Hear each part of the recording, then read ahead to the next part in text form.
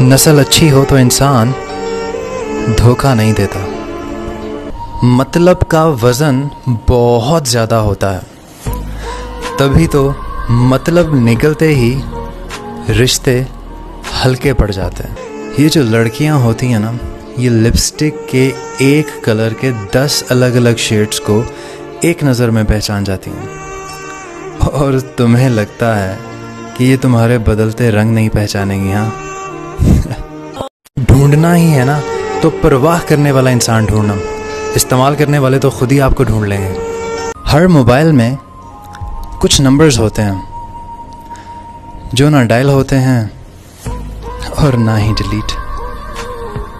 क्यों जाग रहे हो? रात बहुत हो गई है।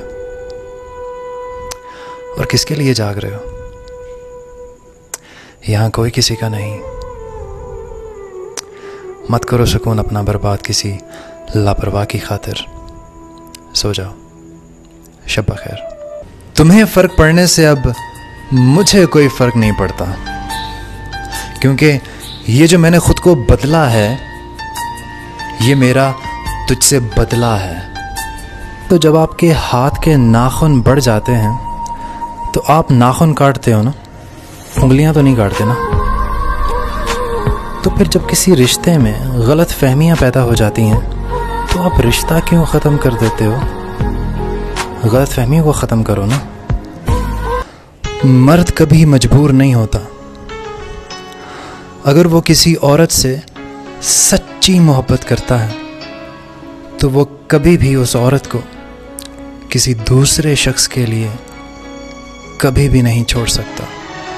दोस्तों, बात तो सच है मगर बात है रुसवाई की।